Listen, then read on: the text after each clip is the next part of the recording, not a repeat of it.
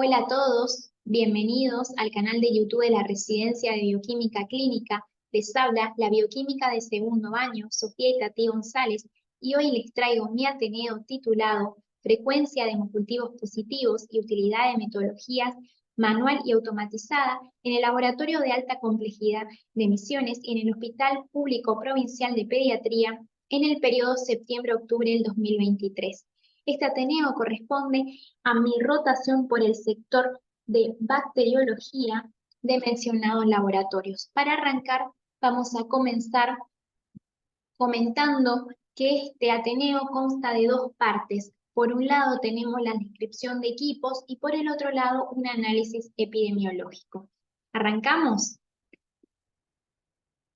Bueno, acá tenemos los dos equipos que se utilizan en ambos sectores de bacteriología del Laboratorio de Alta Complejidad de Misiones y del Laboratorio del Hospital de Pediatría.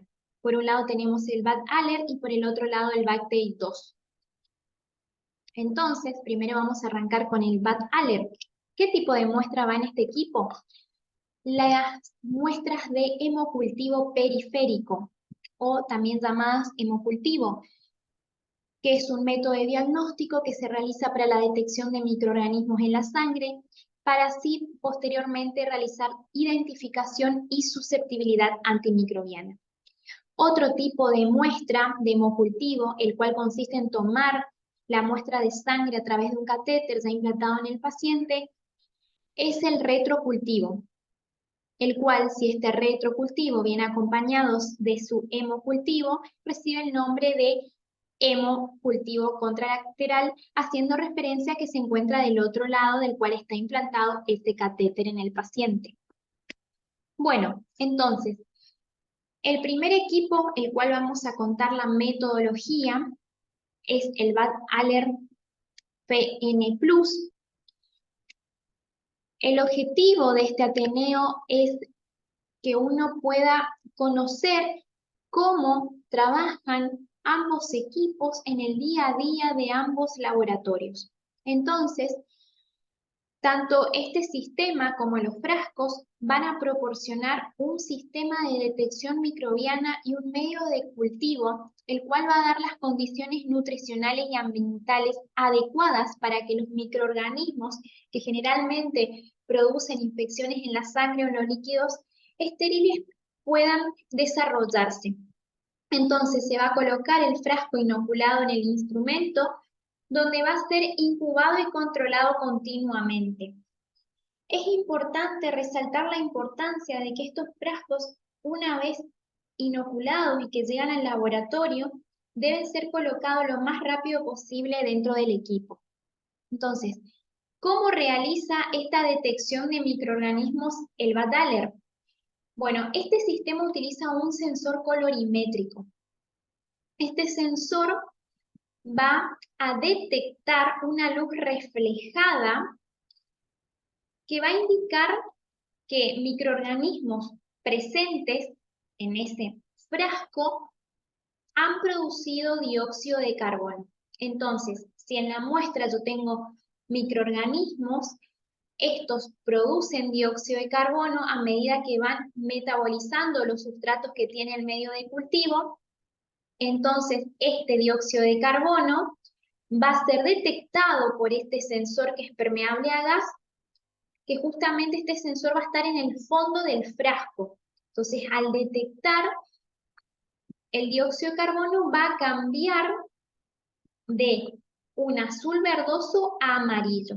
Entonces, es importante que sepamos que este instrumento constantemente está monitorizando y registrando la reflectancia del frasco cada 10 minutos.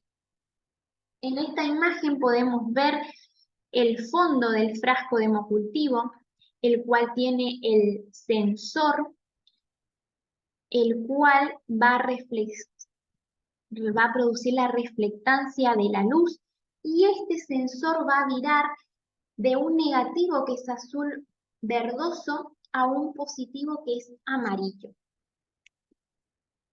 Entonces, una vez que se detecta el crecimiento del microorganismo, Suena una alarma, se retira el frasco de hemocultivo y lo primero que se realiza es, bueno, se pica el hemo y se realiza un gramo que se va a observar al microscopio para ver si tiene o no gérmenes, la disposición de los mismos y depende a qué germen observamos, se realizan pruebas bioquímicas preliminares. Por ejemplo, si es un bacilo gram negativo, a un TCI, un ORI, un CLD. En el caso de que sea un coco positivo en racimo, un manitol, SAU, por ejemplo, un agar sangre, o si es un coco positivo en cadena, bilisculina, ORI, y octoquina, oxacilina, bacitracina y vancomicina, entre otros. Bueno, ya mencionamos cómo realiza el equipo para poder detectar esa presencia de microorganismos, pero estos equipos se están utilizando no hace mucho tiempo. Hasta hace no mucho justamente se utilizaba la metodología manual para los hemocultivos. Entonces, a modo de recordar, vamos a comentar que teníamos un primer control luego de 24 horas en donde se examinaban sin agitar esa sangre sedimentada todos los frascos en busca de alguna evidencia visual de desarrollo de microorganismos como turbidez, hemólisis, gas, formación de colonias. Y aunque no se observe nada, se realizaba el gran y la siembra en un agar chocolate. Esto se incubaba a atmósfera húmeda, 5-10% de dióxido de carbono a 35 grados centígrados. Si se observaban gérmenes negran, se iniciaban pruebas bioquímicas preliminares. Eso correspondiente al primer control a las 24 horas. Luego teníamos controles posteriores. Si este primer control era negativo, el frasco se volvía a incubar y esto se repetía diariamente. Se observaba el frasco y en caso de observar alguna evidencia, como las que mencionamos recién, se repetía lo del primer control. Y en el caso de que ese hemocultivo sea nuevamente devuelto y así en los días sucesivos, a los 10 días se va a realizar un gran y si no se observa desarrollo, se va a descartar los frascos. Y en el caso en el que alguno de estos días posteriores se evidencie algún desarrollo, se realiza lo mismo que hacíamos en el primer control.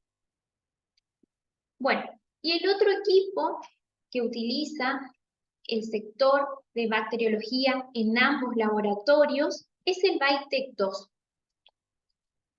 Hace muy poquito se cambió el software y tenemos esta nueva versión que es la 9.02.3. Bueno, entonces, este BITEC tiene tarjetas de identificación tanto para gram negativos y gram positivos. Está diseñada para su uso para la identificación automática tanto de bacilos gram negativos fermentadores y no fermentadores, como gram positivos más significativos.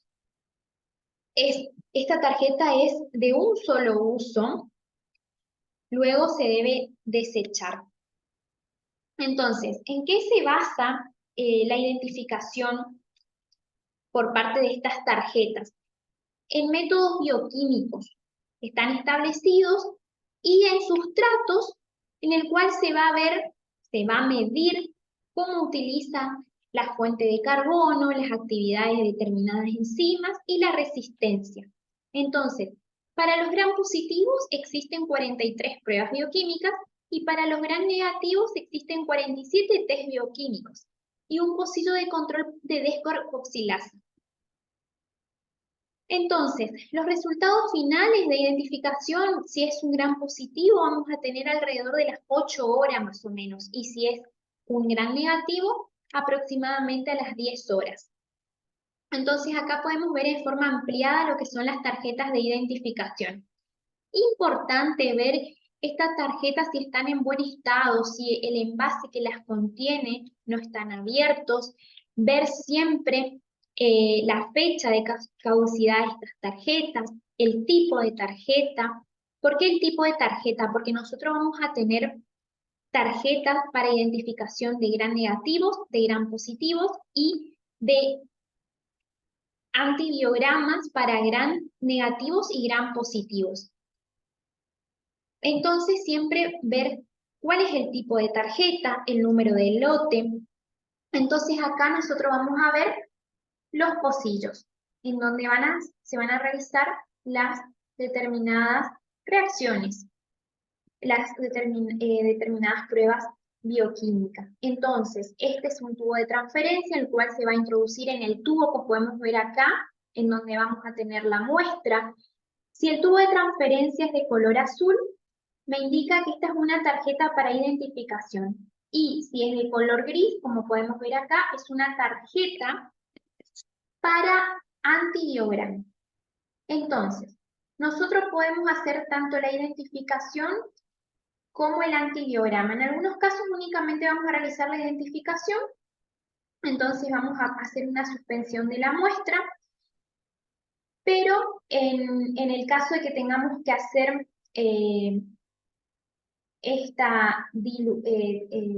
antibiograma para esa muestra, es necesario que hagamos una dilución. Entonces, esto les voy a comentar acá. Para arrancar, nosotros vamos a hacer esta suspensión y vamos a ajustar aproximadamente entre el 0,5 y el 0,63 de McFarland. Y si vamos a realizar el antibiograma, tenemos estas pipetas especiales, que cada una tiene su colorcito y están ya programadas, por ejemplo, para 280 microlitros para los gram positivos y levaduras, y 145 microlitros para gram negativos. Entonces, de la suspensión se toma con la pipeta en el tubito siguiente, que también va a tener solución fisiológica, al igual que el de la identificación. Entonces, esto se introduce en el equipo y se emite al cabo, ya dijimos, ya sea de 8 o 10 horas, un informe. Entonces, es importante tener en cuenta que en este informe nosotros, el equipo va a tener datos suficientes para determinadas cepas conocidas, reacciones típicas. Pero si él no reconoce el patrón, él va a presentar una posible lista de organismos posibles. Entonces ahí es importante el conocimiento que tenga el bacteriólogo y alguna otra prueba complementaria que él ya pudo haber largado, o bien el mismo equipo hace sugerencias de pruebas complementarias para que el bacteriólogo pueda alargar y pueda identificar cuál de esos organismos posibles es el cual es del cual se está tratando, ¿cierto? También vamos a tener taxones mixtos, tanto de gram negativos como de gram positivos, entonces algunas especies eh, van a pertenecer a este taxón, entonces lo que se va a informar es como un complejo. Y por otro lado, tenemos cómo se observa ese mensaje de calificación, ese nivel de concordancia, como por ejemplo el excelente, muy bueno, bueno, aceptable, débil discriminación, no concluyente u organismo no identificado. Entonces, con respecto a este nivel de concordancia, esa coincidencia, lo hace a través de una probabilidad porcentual. Entonces se calcula un valor cuantitativo que representa el nivel de comparación entre las reacciones observadas y las habituales de cada organismo. Entonces, una coincidencia perfecta habla de una probabilidad de 99%, y ya en el intervalo de 85-99 estamos hablando de una sola opción. En el caso de que el patrón de reacción no es suficiente para discriminar entre dos o tres especies, los porcentajes de probabilidad van a reflejar esa dicha ambigüedad.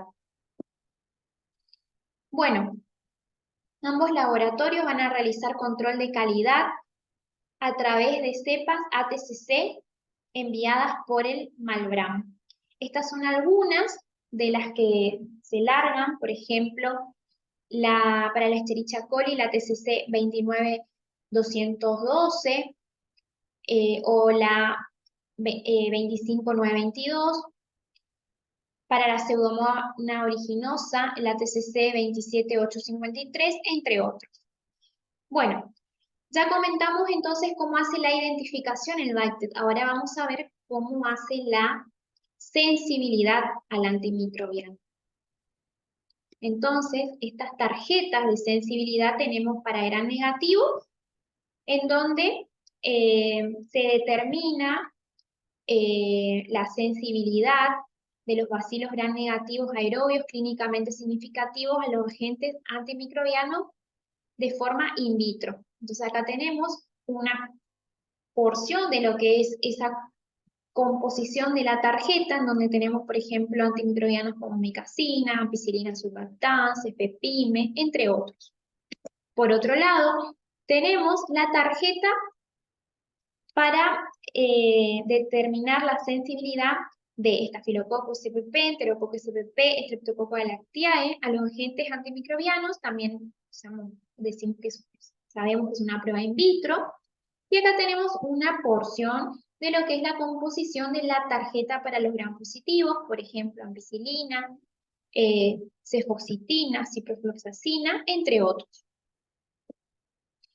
Entonces, ¿cuál es el principio de la prueba por el cual hace esta sensibilidad, tanto para los gram negativos como para los gram positivos? Es basada en la técnica de la concentración inhibitoria mínima. Entonces, es una versión miniatura, abreviada de la técnica de dilución doble para la concentración inhibitoria mínima, que llamamos método de microdilución. Entonces, vamos a tener un pocillo control que va a tener solo medio de cultivo y los demás van a tener diferentes concentraciones precisas de antimicrobiano específico combinado con el medio de cultivo. Entonces, la suspensión del organismo debe estar diluida antes de usarse para rehidratar el medio antimicrobiano en la tarjeta. Entonces, el instrumento va a controlar el crecimiento de cada pocillo durante un periodo de tiempo determinado y al final del ciclo de incubación va a determinar los valores de zinc, que justamente es la mínima concentración a la cual el antimicrobiano va a inhibir ese microorganismo, que justamente este valor de zinc es lo que precisan los médicos para ver cuánto de antimicrobiano le dan al paciente, o sea, con cuán es lo mínimo que va a inhibir ese crecimiento. Pero como todo equipo automatizado tiene limitaciones, tanto para gram negativos como gram positivos. Por ejemplo, sugiere realizar un método alternativo en el caso de informar resultados de combinaciones, por ejemplo, entre lo que es la micacina y el Acinetobacter baumannii, o del colistin, cuando da susceptible a bacilos gram negativo aerobios clínicamente significativos, o resistente con antibióticos como imipenem, aeromonas, SPP, entre otros. Y limitaciones para los gram positivos, lo mismo, sugiere alguna prueba con un método alternativo en caso de combinaciones de cefoxitina, estafilococo pseudin intermedius. Entonces, de la cefoxitina con el Staphylococcus saprophyticus. Es importante resaltar que estas combinaciones quizás han quedado un poco en el tiempo, porque como sabemos, los microorganismos van constantemente desarrollando nuevas resistencias que hace que nosotros tengamos que estar constantemente en formación constante para que nosotros podamos ir detectando quizás nuevas combinaciones a las cuales tenemos que corroborar con métodos alternativos. Y ahora vamos a entrar en lo que es el análisis epidemiológico, cuyos objetivos que se plantearon fueron determinar la frecuencia de hemocultivos positivos de pacientes del laboratorio de alta complejidad de Misiones y del laboratorio hospital público provincial de pediatría, Dr. Fernando Barreiro, en el periodo comprendido entre septiembre y octubre del 2023, Evaluar la utilización de métodos de identificación y determinación de la sensibilidad manuales y automatizados en los aislamientos de pacientes de ambos laboratorios. Entonces, se realizó un estudio descriptivo transversal en donde la muestra de estudio fue 1.196 hemocultivos del LACNI y 249 hemocultivos del laboratorio de pediatría de pacientes que ingresaron en ese periodo, septiembre-octubre del 2023, y los datos fueron recolectados de las carpetas de informe de los sectores de bacteriología de dichos laboratorios. ¿Cuáles fueron los criterios de positividad que se tuvieron en cuenta para incluir estos hemocultivos en el estudio? Entonces, hemocultivos positivos con organismos significativos en una toma o ambas tomas, retrocultivos con sus respectivos hemocultivos contralateral positivo con el mismo germen, y no se consideraron hemocultivos positivos con organismos contaminantes en una sola toma. Entonces, ¿cuáles fueron los resultados? Acá tenemos de un total de hemocultivos de 1.196, resultaron positivos en el LACNI 168, dando una frecuencia del 14%, y en el Hospital de Pediatría, de un total de hemocultivos de 249, resultaron positivos 22, con una frecuencia del 9%. Entonces, con respecto al LACNI, el 42% de los hemocultivos se realizó la identificación de forma manual y el 58% la identificación a través del BITE. Vemos que estos porcentajes están más o menos parecidos. De acá resaltamos la importancia que tienen los medios que cuenta el laboratorio cromogénicos. Y por otro lado tenemos en cuanto al antibiograma, se realizó de forma manual el 9% y el 86% con el BITEC. 5% son aquellos que quedaron sin resolver porque son aquellos microorganismos que no tienen puntos de corte para el CL6. Por el otro lado, el Hospital de Pediatría, el 100% hizo una identificación y antibiograma manual, y de ese 100%, un 37% se realizó la identificación y el antibiograma por el método del BITEC. Esto, ¿por qué se decide realizarle a este 37%?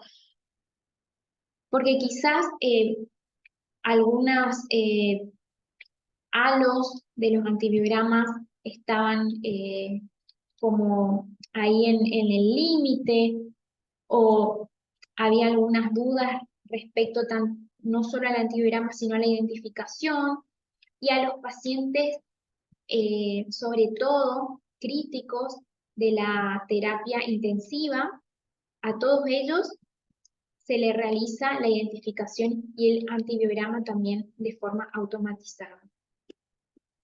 Entonces, como conclusión, vamos a decir que la frecuencia de hemocultivos positivos de pacientes del LACNI fue el 14% y del laboratorio del Hospital Público Provincial de Pediatría fue del 9%. La identificación manual como la automatizada, entonces en el LACNI resultaron casi similares, destacando la importancia del uso de los medios cromogénicos, mientras que en la sensibilidad a antimicrobianos predominó la automatización debido a esta necesidad de informar los valores de SIM.